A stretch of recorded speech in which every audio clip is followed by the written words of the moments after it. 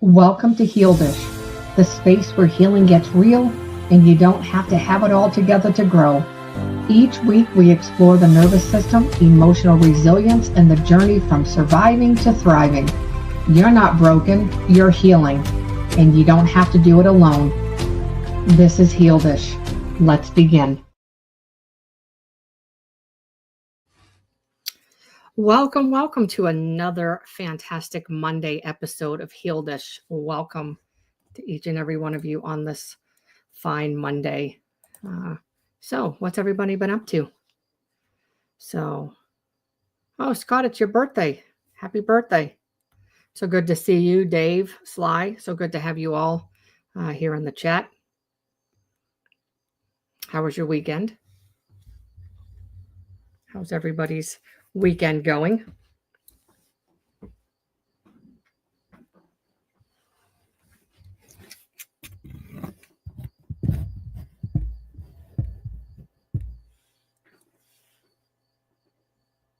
Well, there you go. Dave says, I've decided to get back into mountain biking at 45 years old. Well, you should say 45 years young. I'll be 50. I'm showing my age. I'll be 50 in November.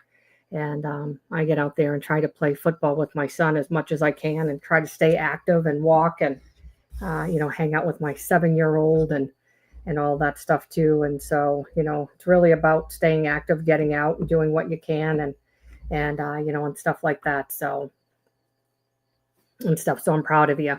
And so for those of you that may be new, hey, Michael, how are you? It's so good to see you. That may be new, just hopping on and finding our podcast. And so I just want to say welcome to Heal Dish. And what we are a podcast where we explore trauma, the nervous system, and inner experiences coming from a trauma survivor perspective and a mental health professional perspective. I'm Gina. I'm a certified neurotransformative practitioner. I'm also a certified neurosomatic art practitioner as well. And so I use art for healing. It's a healing modality. And so it's something that I use. I absolutely love it. And I've been using it for over a year now. And so if this is your first time here, welcome. I hope that you will stay and kind of join into the conversation and kind of see what we are discussing this evening.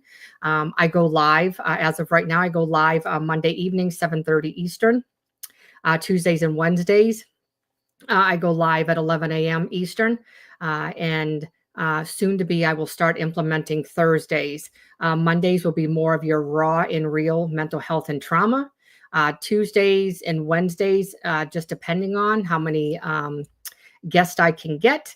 But those would be more of my drawing days, just depending. And Thursday I probably won't be live here. I'm actually going to create a whole new YouTube. It'll be called God's Gals. And so I will have a co-host every week. We'll probably go live on Thursdays and Saturdays over there. If you're interested, I'll let you know. But it's more about sharing our faith, sharing our testimonies, having guests come on and sharing their testimonies of the goodness of God. And so it was actually kind of prophesied to me yesterday at church where God's sending me. And so it was just neat to see that the person that was praying for me, she had no idea that that door has already been open. And it was just confirmation and validation of really where God is sending me. And so just really neat to see. And so I don't believe in coincidences. And so I really believe in the divine interventions and stuff like that. And so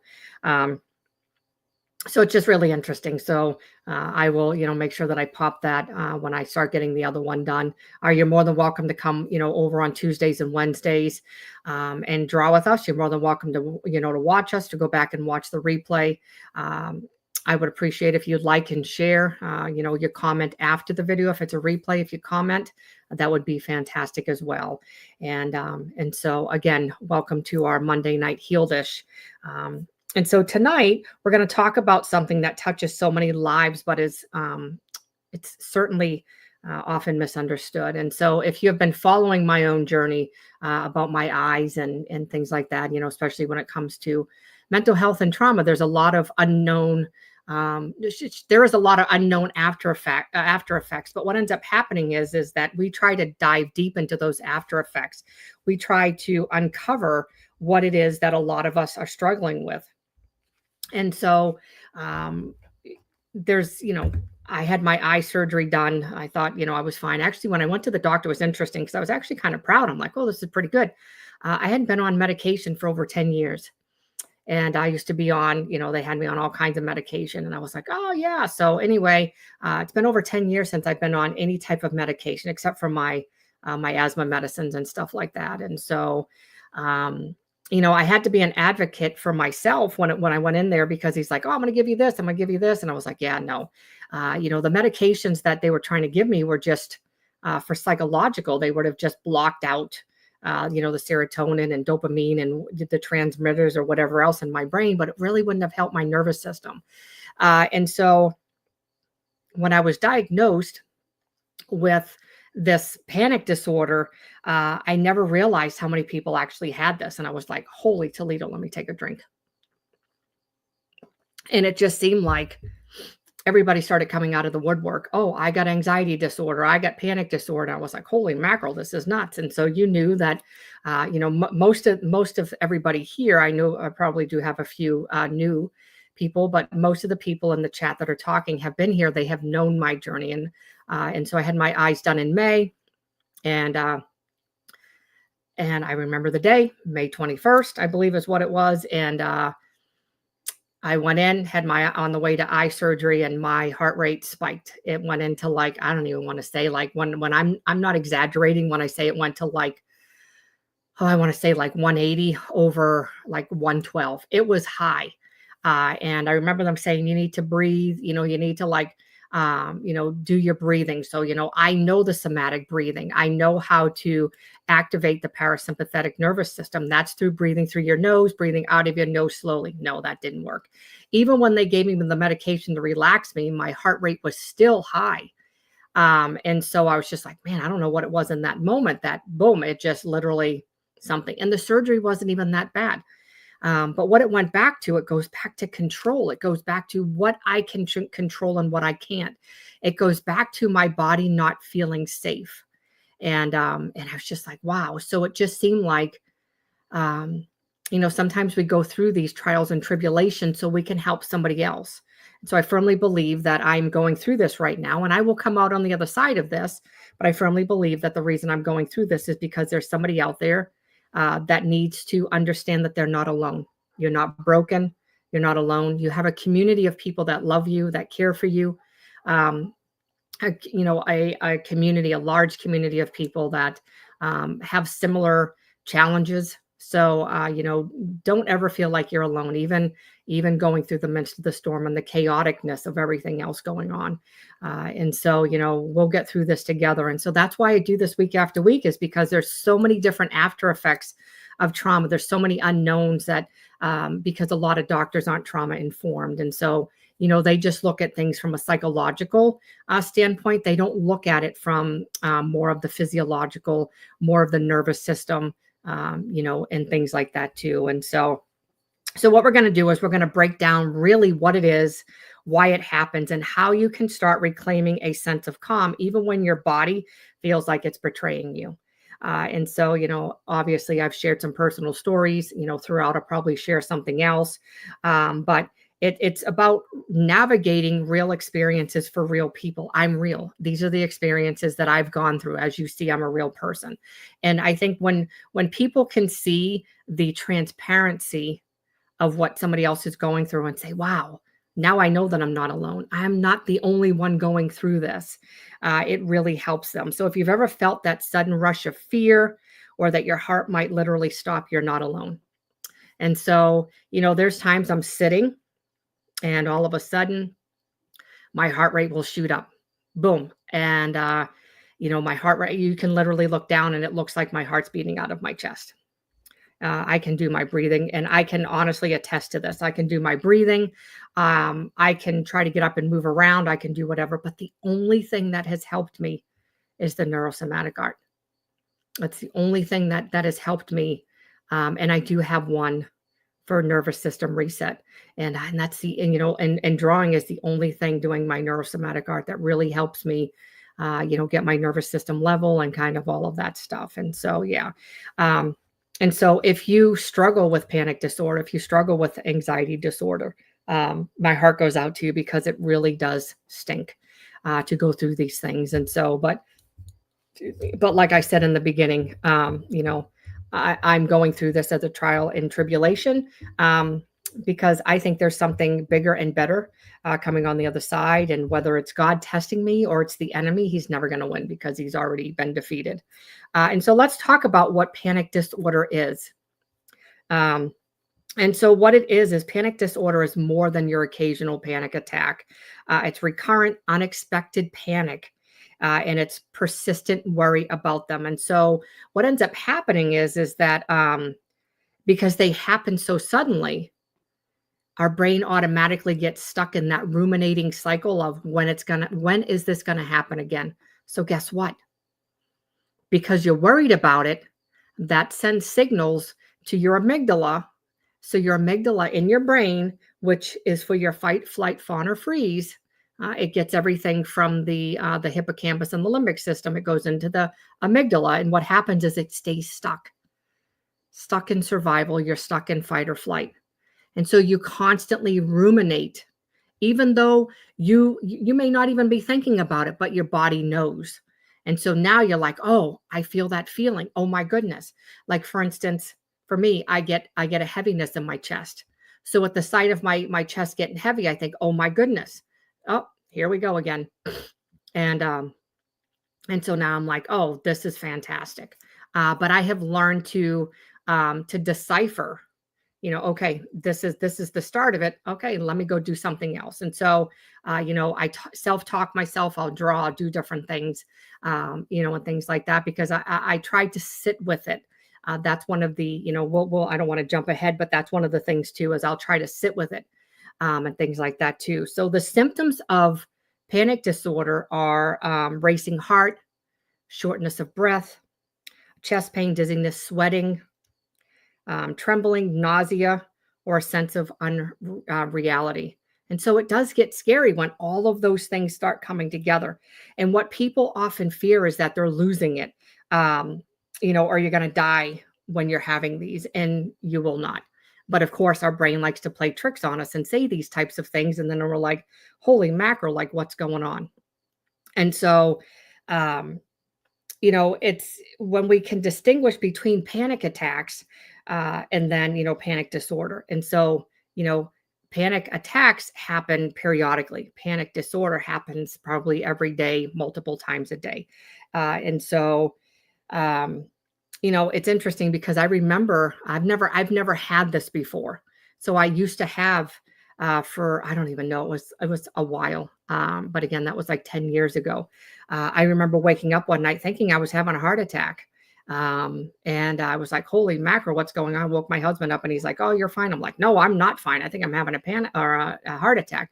Come to find out, it was just an anxiety attack. So of course there was something that triggered it. So it goes back to a safety concern. It goes back to safety. My nervous system did not feel safe.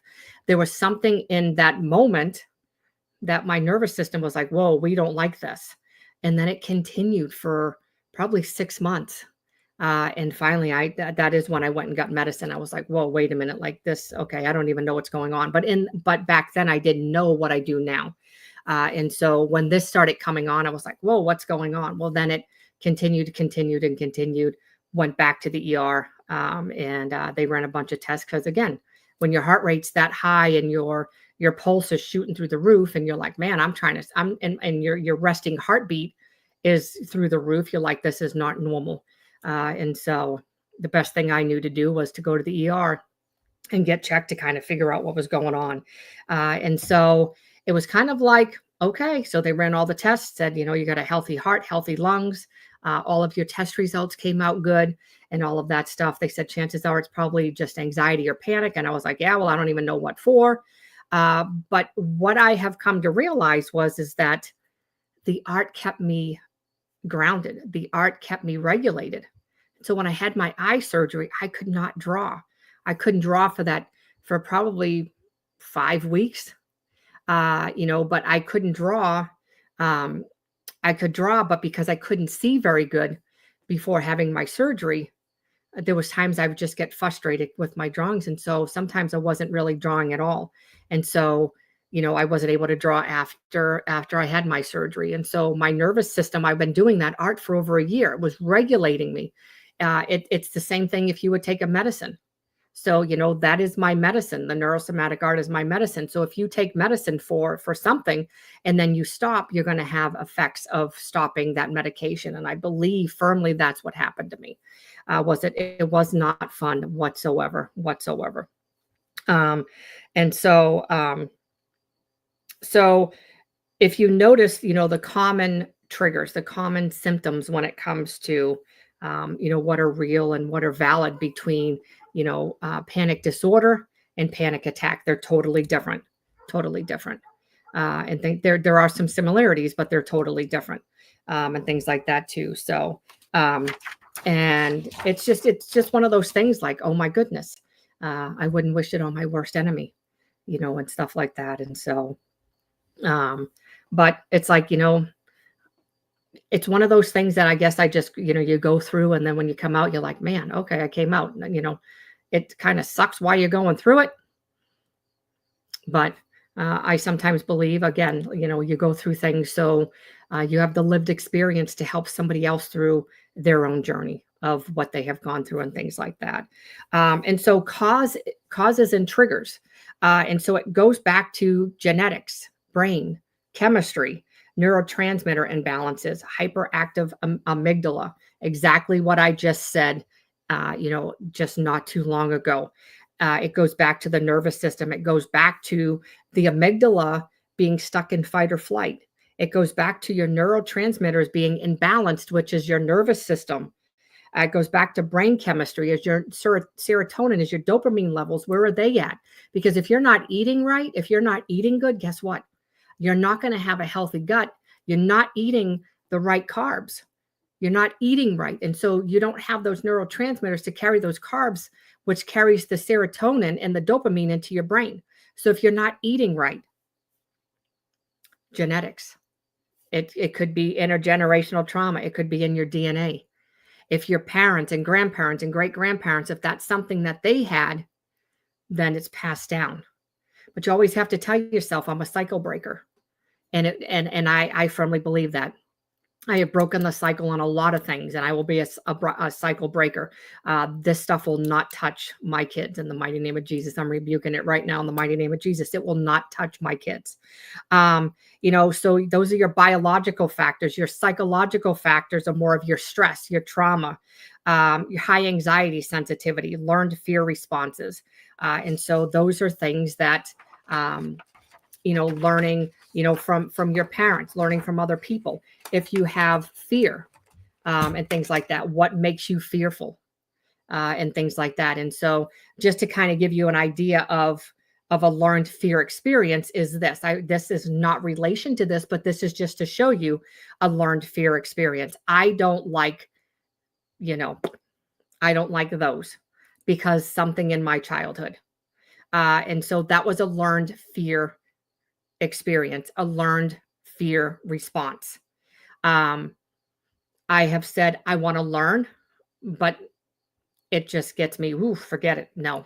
And so when you have fear responses that are learned, that you have seen, so now you're mimicking them. So that's your psychological factors. Your environmental triggers are, you become a product of your environment. What type of environment did you grow up in? Did you grow up in a negative environment? Did you grow up in an abusive environment? Was there substance abuse? Was there high stress? Was there divorces? Teen pregnancies, life transitions. So there's a lot of environmental triggers within those. And so looking at all of those, your body keeps the score. It's the physiological trauma lives in the cells. And so what I like to say is that when you're out, how you can tell is when you're out somewhere or you're around certain people, could be discernment. If you're not Christian, that's fine. That's just the way the body is. But your body remembers. So when you're around certain people, if you're out at certain places, you start feeling, oh, I don't know about this. Like I'm a little uneasy. that means that that place is a trigger to you, a certain smell, a certain sound. Be careful what you're watching, what you're listening to, who's influencing you. We've talked about this. The body keeps the score. And so I used to be a very negative person, very negative. I was very, very revengeful. And if you did something to me, by golly, I did it back to you. I wanted to do it back to you 50 million times. And if my brother, I don't know if my brother Scott is on here watching, but if he is watching, he can attest. Our relationship wasn't the greatest, because we were both bullheaded. And so I think sometimes we kind of wanted the last word, but that's how it was. But, I just was very revengeful. And growing up in the environment that we did, my dad wasn't, he was negative. Let's just be honest. He was negative. He's a lot better now, thank God. But growing up, he was very negative, like a negative Nancy. So it's no, now I see where we got it from. Well, anyway, I used to hang around with all these people and they were negative, and I didn't realize it until one day I got to thinking, I was like, man, I don't have any friends. Like, where'd everybody go? I mean, I had my friends from church and stuff, but like everybody I hung around with, they were disappeared. Like, man, what's wrong with me? So of course, guess what happened? Now the shame and guilt started rising up, and I was like, oh dear golly, like what the heck? Okay, now I don't even know what is wrong with me. Like, and then it started bringing up those wounds of people that I got close to left, or people I got close to hurt me, and I was like, wait a minute, what's going on? Well, did I realize what was going on is that God was transitioning me. He was transitioning my life out of that negative state to be more positive and more empowering and more inspirational. And so I don't even miss that negative life anymore. There's sometimes the devil tries messing with me and I'm like, yeah. But now I'm like, whatever, it's fine. I mean, it's not fine, but it's fine. But, I firmly believe, going through those circumstances going through those circumstances doesn't make us stronger. There are some times that, we become resilient going through, it does give us some sort of strength, obviously, to get up out of what we have been through, and things like that. But, we shouldn't have to be strong or made stronger because of those circumstances. They shaped us into who we are today. And it's to learn from those experiences. And that's what I believe, and things like that. And so just looking back and looking at the type of environment. So, these are all things that really play a factor into panic disorder, and things like that too. And so really listening and really evaluating. And so one of the things that I started doing is really paying attention. Where am I at? What am I doing? Who am I listening to? What am I listening to? Why is this happening? And things like that, and really paying attention, really being intentional about why this is happening and stuff. When I draw, I don't know if I shared this, and you can tell me if I shared it with you, but I'm going to share this with. Did I share you the picture that I drew about the anxiety coming out of the center? Did I show you? Let me get it. Did I show you this one? Did I share this with you guys? I know it's been a couple weeks since I've been on here, but did I share this drawing with you guys? It's the spiral. I don't know if I don't want to go over it again and sound like a repeat if I already did, but so anyway, if I did, I did. If I didn't, chat's not moving very fast. So I will just share this with you. So I drew this. Okay, so Michael says, I don't think so. Thank you, Michael. And so I drew this the other night, and I was on a live when I drew it. I probably deleted it. I don't even know if it's up there or not. It may have been. Some people say it looks like an eyeball, and it does. It kind of looks like an eyeball and things like that. And I was like, that's actually pretty cool. Like just looking out and creating new and really picking up. And so multiple people have told me that my eyes, because my eyes are new, my brain hasn't caught up with it yet. That could be why I'm, experiencing what I'm experiencing. But it was interesting because I have created a 24-week program. But a lot of people don't like to draw. It's not that we don't like to draw, but we don't have the time to draw. And so I created 10, 30, 45-minute drawings. And so I did this. It was probably about an hour, because maybe 45 minutes, because I was just kind of taking my time and kind of really thinking. And so what I came to understand in this drawing was this. So I was drawing about, I believe it was about the panic, anxiety. And so, excuse me. So art works by, you may not have the words, and that's perfectly fine. But let me show you something. So when I started coloring the center here is like a pinkish color. And so when I started drawing this, this represents the anxiety in the center. And then for some reason, I just felt the urge that I wanted that anxiety to come out of this spiral. So this is the anxiety. The spirals represent things that the anxiety is hindering me from doing, or whatever, like kind of restricting me from doing. And I was like, okay, so again, I got the urge to draw the anxiety all the way out of the spiral. Like the anxiety is coming out. It just wants to get out and just go away and be done, and anything like that.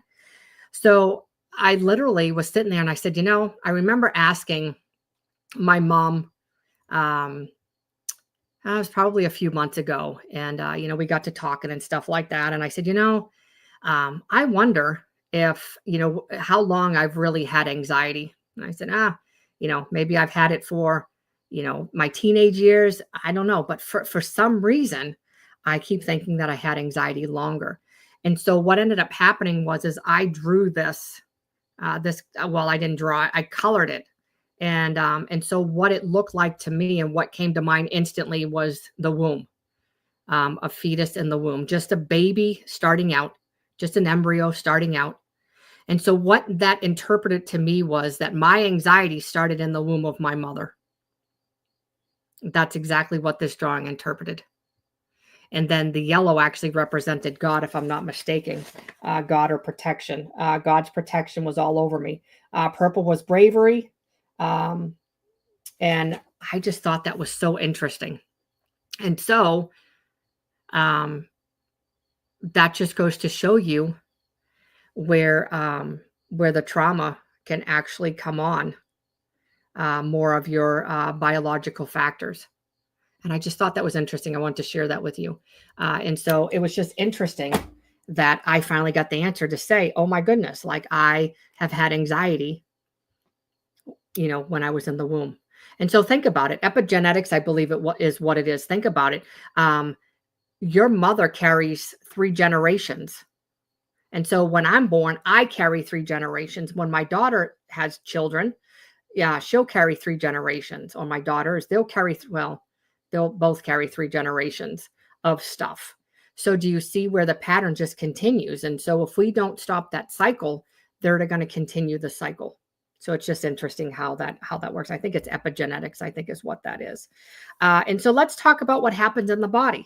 The physiological of panic is fight, flight, fawn, or freeze. And if you have any questions throughout this, don't hesitate to ask. You can always type it into the chat.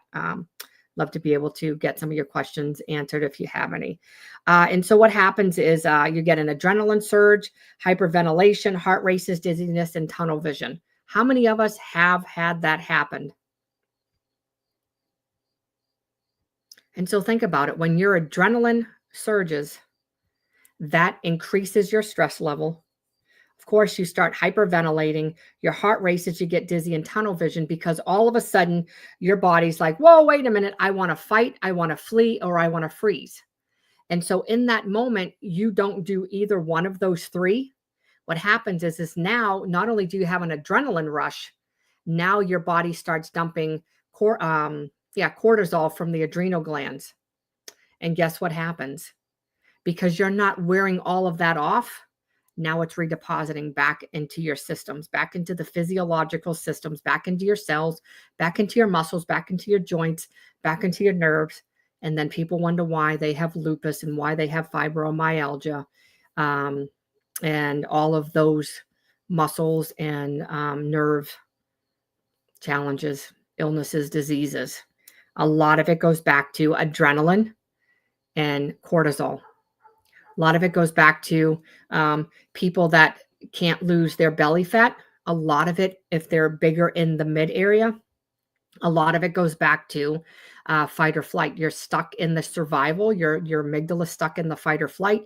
Your body is dumping adrenaline.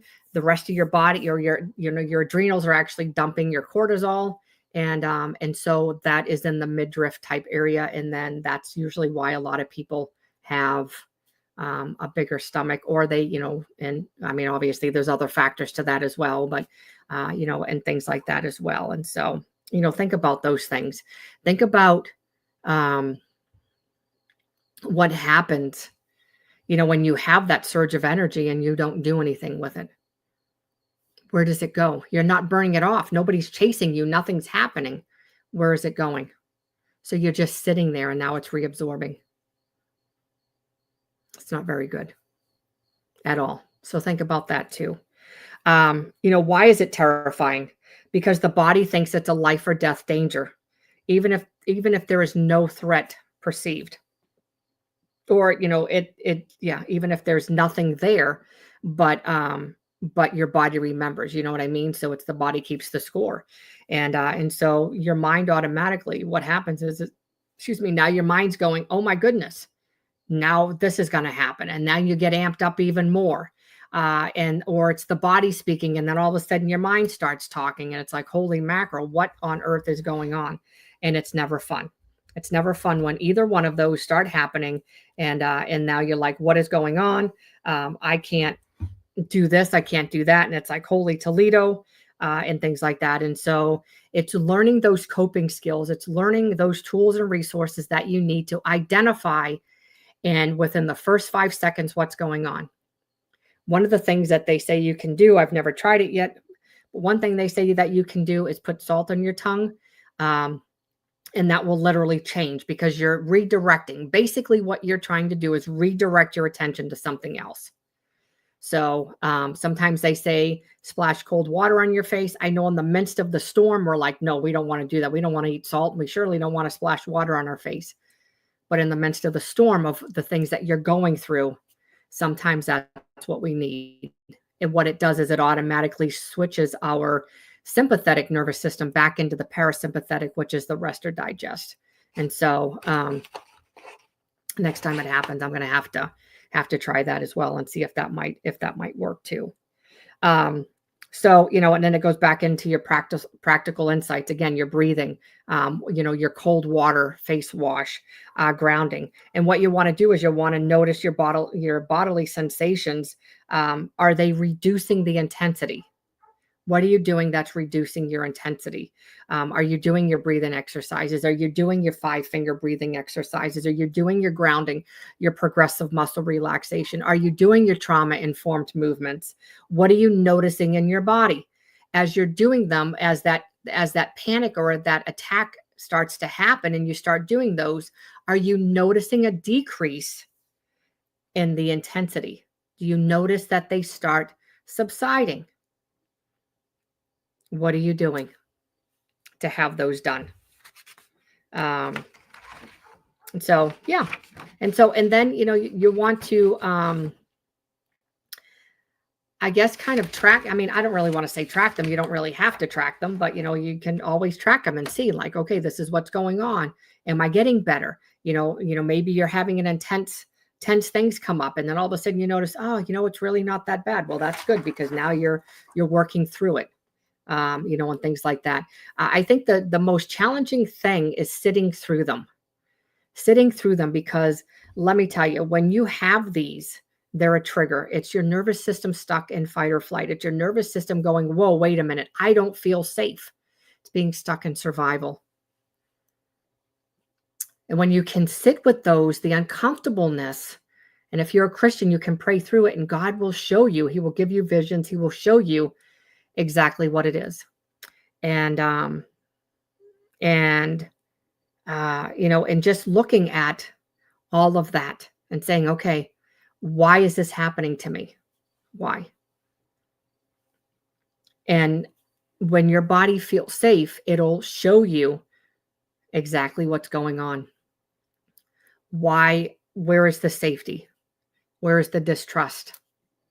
And then you can start rebuilding that.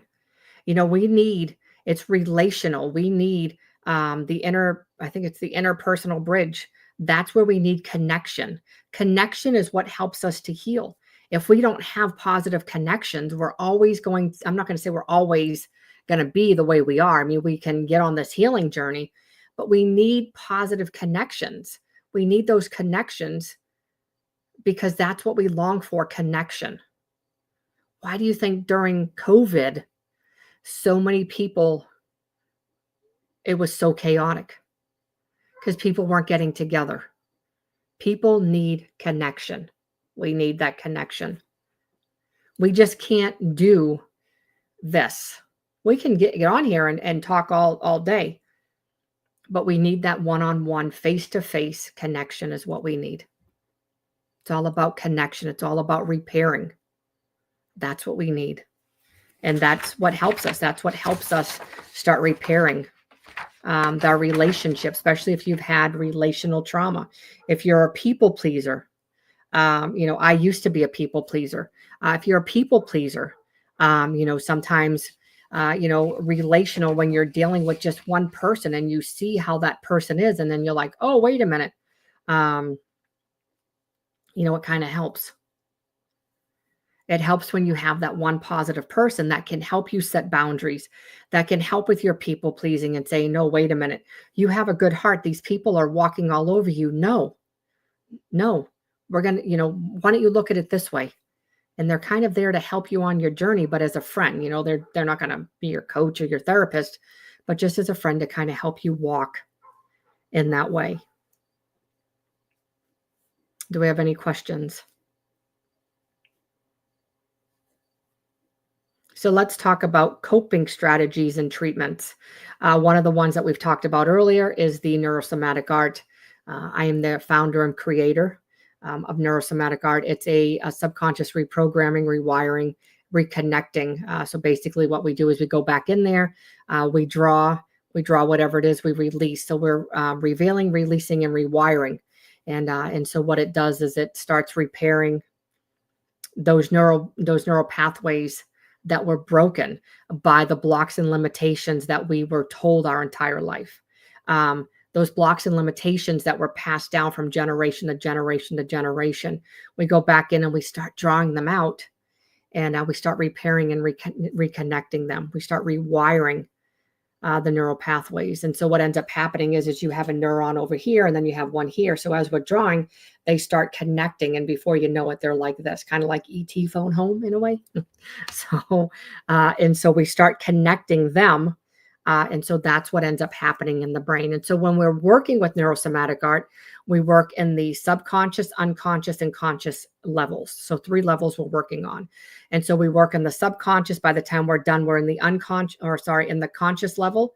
And what that does is it starts anchoring and rooting everything into the conscious level. So it really is an amazing process.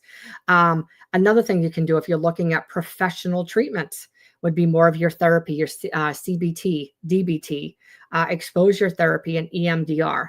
All of those, the exposure therapy is really, really a good one.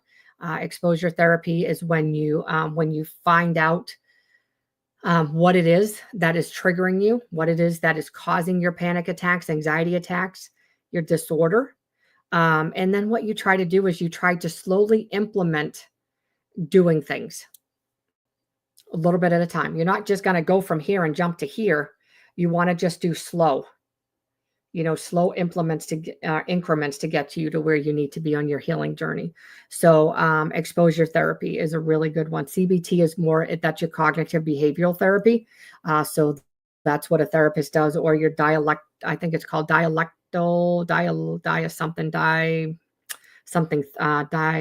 can't pronounce it, but dialectical behavior therapy. So that's more of your, I know I pronounced it wrong. I know I really butchered that word. But that's more of your mind and body and stuff like that too, if I'm not mistaken. And then, we do have people that, Some of them are just like, I have too much trauma. I have medical trauma. I have this. My therapist doesn't, or my coach doesn't do anything for me. And so there's some things that I like to offer, and those are the self-help tools. And so, the grounding exercise is the 5, 4, 3, 2, 1. Five. I don't remember the whole thing, but I think it's 5 things you can see, 4 things you can touch, 3 things you can smell. 2 things, I don't know, 2 things you can hear. And I don't even know what the first one would be, but just to give you an idea. And so what that's doing is you're literally redirecting what's going on. So you're redirecting to other things. And so in my office in here on the other side of my desk, I've brought this up before. I have a board, and the board has scripture on there. It has empowerment and inspirational quotes on there, just words of wisdom. I can't see what the words say, but I know looking past up there that it's a positive board. There's a lot of positivity in there. And so, I might just be sitting here and all of a sudden I look up at that and it just kind of lifts my spirits, because I'm like, wow, like look at all those. Although my goal is to have a bigger one. I'll have to get that hung up, because that's a goal. My goal was actually to have one of my walls all done in sticky notes. But then when you turn the heat on in here, it dries out the stickiness and then they fall over the floor. So I'm like, yep. So I have a cork board that I need to hang up on the wall and things like that. So because that's something that I enjoy doing. I love to inspire and empower people and things like that too. And so that's one of the things that I like doing. Slow, intentional breathing, slowing down your breathing. When we are in that fight or flight and we're in that panic, we hyperventilate because we are thinking we're fleeing. We're thinking we're running. And what do you do when you run? I mean, you're running. And so, sometimes we do hold our breath when we're running, or we're just huffing and puffing. And so it's slow, intentional breathing. And so if you're looking to activate your parasympathetic nervous system, what you're going to want to do is breathe in your nose, hold it for a couple seconds, and then exhale out of your nose. Another thing you can do is you can hold one nostril, breathe in, and then breathe out, and then flip sides and do it the same way, just depending on, and that will activate your parasympathetic nervous system as well. If you want to journal your panic patterns, journal what's going on. What were you watching? What were you listening to? Who were you around? What was going on in your mind? What was your somatic, your body sensations, neuro? What was your mind saying in that moment? And so then you can see the patterns. You can go back and see the progression of, oh, this is where this happened. Well, now I know, why is this happening? Okay, so that gives me an indication of why this is happening. It's a huge thing. Mindfulness and meditation. So mindfulness, being mindful of what's going on.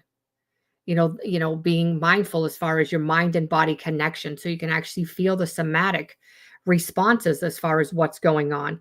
Meditating could be meditating on the word of God, meditating on, if you're not Christian, but meditating on more of your relaxation, whatever you want to do, meditating as far as what's going on inside me, listening to piano music, listening to water.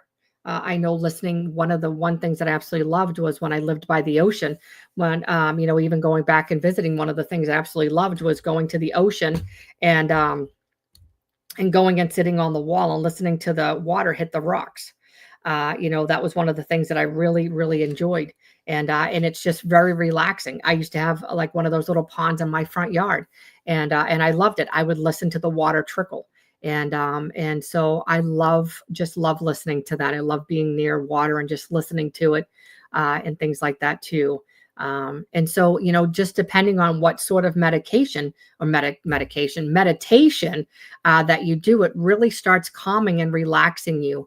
And it can really shift you out of the chaos that your mind and body seems to be in that storm, and things like that. And so, and then another thing, lifestyle considerations. What are you doing? Are you sitting on the couch all day? Are you working? Are you regularly exercising? What does your sleep look like? What does your hygiene look like? Are you reducing caffeine and alcohol? What are you doing to change your lifestyle? What are you doing? And so for me, I used to work out 6 days a week. I gave up my gym membership because it just started to be a hassle. But now what I do is there's a lot of times I walk around my yard, I get in my garden, I play football with my son, we go for walks. Um, so there's things that I'm doing, pulling weeds. So I'm doing things more, different things, and things like that. Sleep and hygiene. Are you taking a shower every day? Are you brushing your teeth? What are you doing to take care of yourself? Self-care. It's all about self-care. What are you doing to take care of yourself? Sleep. How many hours are you sleeping? Are you going to bed and then you find yourself waking up? Oh, sorry, waking up. Um, what are you doing for sleep? Or I shouldn't say what are you doing, but how are you doing with sleep? Do you go to bed at a certain hour and find yourself up at a couple hours later? So what I'm telling you is not only life experiences, but things that I have found and shown with my own clients that actually work. So if you get up in the middle of the night and you say, man, I'm up now, I can't sleep. And that's happened to me. There's times I get up and then I was like, man, I might have been sleeping for 3 or 4 hours. And I was like, man, I'm not even tired. And I will lay in bed, but I'll lay in bed and I will pray. And I'll pray. I'll pray for my family. I pray for my brothers. I pray for my mom and dad. Um, I pray for, my nieces and nephews and my friends and my brothers and everybody, sisters in Christ, everybody I'm praying for, 2, 3 o'clock in the morning. Um, and so that's what I'm doing. And so I will, I'll pray for my husband, for my own kids. I'll pray for my son. He drives home at 5 o'clock in the morning. So, I'm praying for him. I'm praying for his girlfriend when she has to go to work. And so, for the grandbabies and things like, so I'm praying for my oldest son. I'm praying for everybody, why they're on there, before. I'm always praying, God, go before thee. But what it does is it relaxes me, takes my mind off not being able to go to sleep. And then I'm like, oh, okay. Now I can, now, and then I fall asleep praying. And so that's what helps me, and things like that. So, yeah. So Dave, can I ask, you said you used to meditate. What type of meditation, if you don't mind sharing, did you used to do? And so another thing that I started doing is I love iced coffees. Love iced coffees. I'll go and get the sugar free. I think it's sweet Italian cream or sweet cream Italian, whatever that creamer is called. And I like making my own iced coffees at home because I live out in the middle of nowhere. And so driving to the nearest store or coffee shop is probably about 15 minutes away in the direction. I'm kind of in a central location, but I live in a rural area. So I just make my own. But what I've noticed is when I drink coffee, I get more anxious, more hyped up. And what I found out is that the reason being is because I'm already amped up. So my adrenal glands are already amped up anyway from the adrenaline and the cortisol already dumping. So now I'm drinking coffee, and what ends up happening is now it's double. So now my adrenal glands are dumping more cortisol, and I'm like, oh yeah, this is not good. And so I'm probably, if I do want a nice coffee, I'll switch to decaf, even though there's a little bit of caffeine in it. Excuse me, but not a whole lot. And so alcohol does the same thing. Alcohol has the same exact effect as caffeine. And so really paying attention to, what are you eating and what are you drinking? Because diet, and what you're drinking, what you're consuming for gut health as well as overall health really plays a huge factor in what's going on with each and every one of us. And so just kind of another story that I want to share is, share a story of gradual progression. And one of my clients started with tiny steps, exactly what I tell you. It's about progression. It's not about perfection. It's not about getting from here to here in a matter of a week, but it might take you 6 weeks. It might take you 6 months to get there. It's about progression. It's not about perfection. And so just noticing the first signs of panic without judgment. And over weeks, those steps became real tools for regaining control. And so it's saying, okay, I'm having a panic attack. What's happening? Why is this happening? Instead of being like, no, I shouldn't be doing this. Like, body, you're stupid. Why am I doing this? No, because guess what happened. Now you're insulting your body, and your body is meant and designed to keep you safe. So it's not your body's stupid. Your body's actually pretty intelligent because it's trying to alarm you that it does not like something that's going on. So Take that into consideration. So Dave said I would just sit outside, close my eyes, and focus on my breathing, and a count of seven, hold for 5, release for 4. Well, that's a good one. Another good thing, I mean, I like that. I mean, especially sitting outside. I mean, that's a good one. You're probably sitting outside and the sun was shining on you. So I like doing that. And, now that, the cooler weather will be coming, I still sit outside because it's, not too bad out. But in the winter, when we can't get outside and obviously the sun's higher, but I will sit in my office window and let the sun permeate through my window. And I will just sit there for about 5 minutes, close my eyes and just let the sun hit me, because sun therapy is amazing. It has a lot of benefits to it. So look that up. You can look that up at your own time, at your own leisure. You're more than welcome to look that up and things like that too and stuff. And so let's talk about living with panic disorder and hope, because sometimes when you live with this, I know for myself, I'm always like, oh man, like there's no hope. I'm never going to get over this. It's going to be the same baloney over and over and over again. I'm going to wake up and it's going to be the same thing. And so it's like, oh, you've got to be kidding me. And so let's normalize the experience. Panic disorder can feel isolating, but people do recover and thrive. So you're not going to be this way for your entire life. We do recover and we do thrive. So don't feel like you have to isolate. That is one thing that I'm trying not to do. Despite what is going on, despite feeling like very anxious when I go places, I still go. Even though there are certain things that I still won't do yet, they're coming. When you add yet to the end of your sentence, it just means that you're not there yet. You're getting there. You're just not there yet. And so, I do go out and do things. There's just certain things that I don't feel safe and my body doesn't feel safe doing it right now. But please understand that you're not an oddball. You're not broken. You're not stupid. You're not dumb. Your system is not out of whack. There's nothing wrong with you except for a dysregulated nervous system, probably from a traumatic event or circumstance that took place, maybe some DNA generational trauma. But here's the hope. We do recover and we can thrive. So don't ever think for a minute that you're alone in this journey, because we've all experienced something one way or another, whether it was panic disorder, anxiety, whether you have bipolar, schizophrenia, there's all kinds of things that we have all gone through. So, that's why I do this, because we are more of an empowering, encouraging community where, again, I talk about real raw truth when it comes to the after effects of trauma and mental health. Because if you look at it, there's a huge correlation between trauma, the after effects of trauma and mental health. A lot of times it mimics a lot of mental health.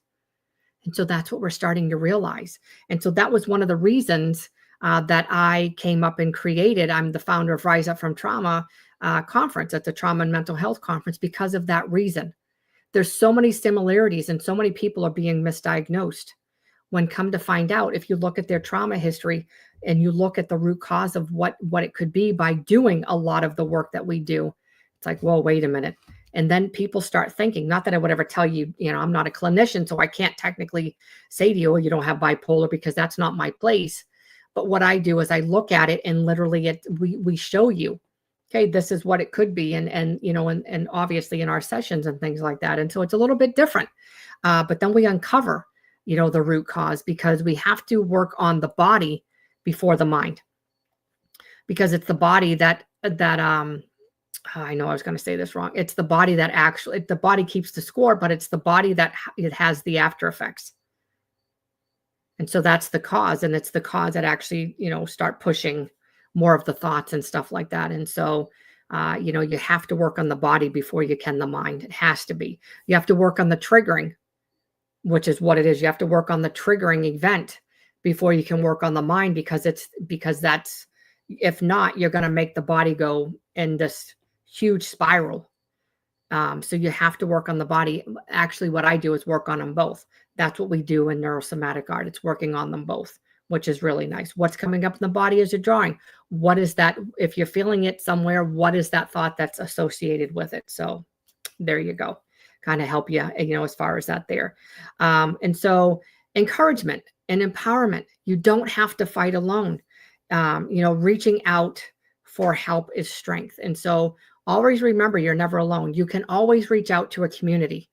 You can comment on the video. You can reach out to me. I have my email available through my YouTube. You can reach out. I'm a real person. As you see, I'm here.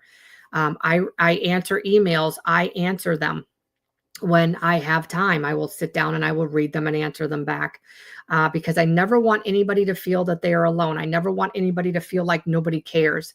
And so I never want anybody to feel like they're broken. And I never want anybody to live with shame and guilt, because a lot of what we have gone through is not our faults, just a part of our journey, unfortunately. And so I never want anybody to feel like they don't have a community that stands behind them, because we are a community here that would stand behind you and help you every step of the way.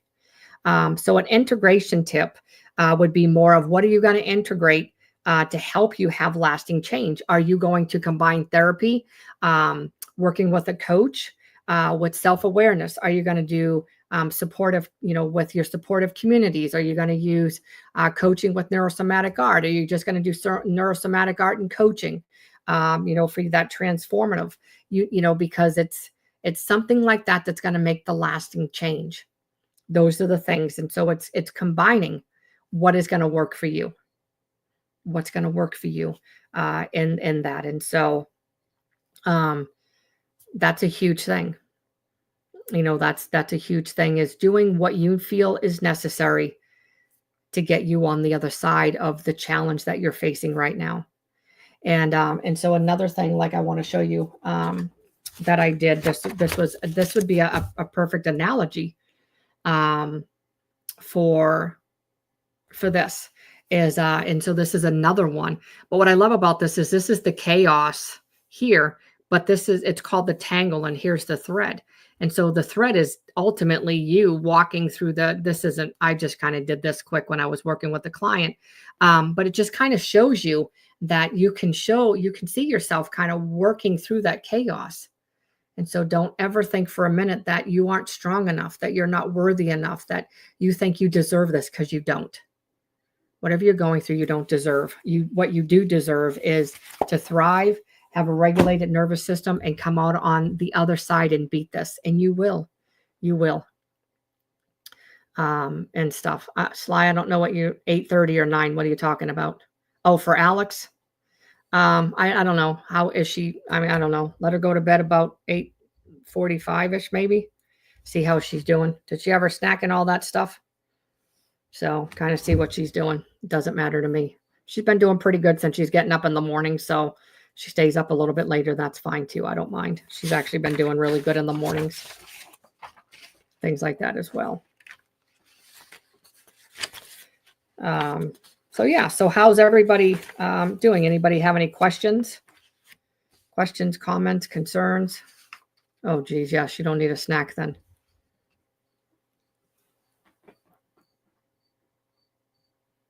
Anybody have any questions? Anything?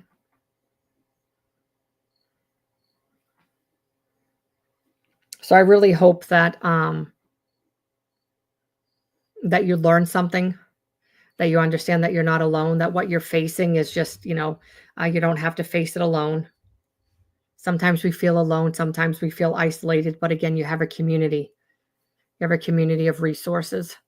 I have a lot of videos that show a lot of things, over the course of how long I've been doing it off and on. And so I have videos. I have a lot of videos that show a lot of different things of, from a trauma survivor perspective, from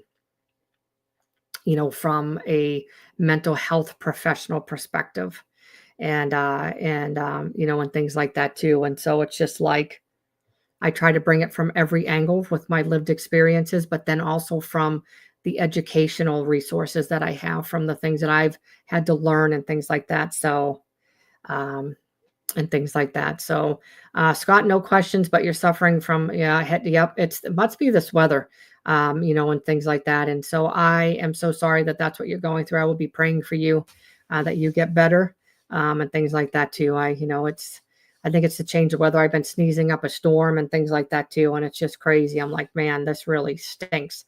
I hate to see fall coming I feel like we didn't have much of a summer.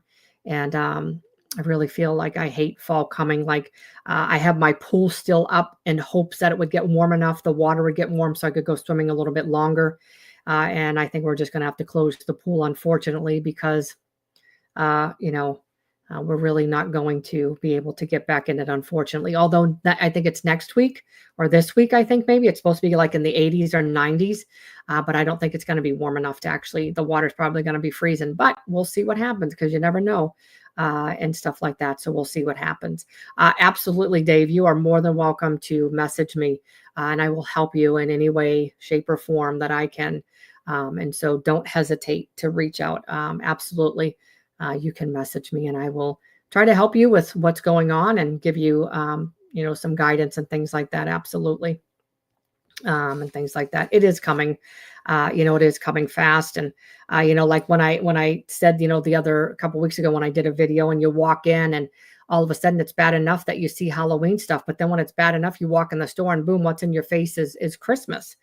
And, and these retailers are just kind of meatheads when it comes to all of that stuff. And they just, because they're not trauma informed. They don't look at things in that perspective as well as what I do and things like that. You're more than welcome, Dave, and things like that too. And it's just like, man, but nonetheless, I'm just hoping for a not so cold winter and things like that too. So kind of see what's going on and things like that too. So yeah, things like that. So we don't have any questions. That's what I was going to ask you. Like, Maine has not, I know this is my live, but I'm just going to ask you, Maine has not been going live because I have not seen any of his, I don't know what's going on with him. Maybe, did he stop doing lives? Because I tried to get on there and then I noticed that he's not really doing any. And I was like, oh, that's great. Things like that too. So I was like, oh, okay. I mean, that was sarcastic, obviously, because I really enjoy his lives and not being able to see Gramps. I'm kind of heartbroken because I'm like, man, I enjoyed their lives, my live and then seeing Gramps and Maine. Now I'm like, man, where are they all? Yeah, that's what I was kind of figuring. Life probably has gotten busy for him. And I'm just like, man, I was going to reach out to him and be like, dude, I miss you. When you coming back? And things like that too. So yeah. So if there's no other questions, oh, is he? Well, okay, I'll have to add him to my prayer list too, won't I? And things like that too. So I'll definitely have to add him as well, and add you and everybody else, and Dave and everybody else. I put you on my prayer list as well. And if you could put I don't know if you guys, I know some of you pray, some of you don't, and that's okay. But if you are the praying type, if you could put my family on your prayer list as well. There has been some obstacles and some challenges that have happened over the weekend up until today. And so if you could just pray for my family, I would really appreciate that as well, because where two or more pray in agreement and pray together, that's where angels come in and healing and transformation starts taking place. And so I really appreciate that. And so if there is no other questions, there's nothing else for tonight. I just want to thank you so much. I appreciate that, Scott. Scott said always in my prayers, and I appreciate that, Scott. So I just want to say thank you so much for spending this time with me on Heal This. If panic disorder has ever touched you, if it's ever touched your life, if it's ever touched somebody that you know, I want you to remember these experiences are real, they're valid and treatable. Healing is a journey, and even the tiniest steps count. And so again, it goes back to progression, not perfection. So remember that. So if you have been touched by this podcast, if you know somebody else that deals with panic disorder, anxiety disorder, if this episode has resonated with you, please consider subscribing, leaving a review, and sharing it with somebody who might want to hear that they are not alone. I think as trauma survivors, that's one of the biggest things. We always feel like we're isolated and we're alone when we do have a community like this. Might not have a whole lot of people on here, but we have each other's backs. And that's what I love about my little channel, because before long, it's always going to be all my old faithfuls that are going to be here, Michael and Dave and Scott and Sly Fox. These are my old faithfuls.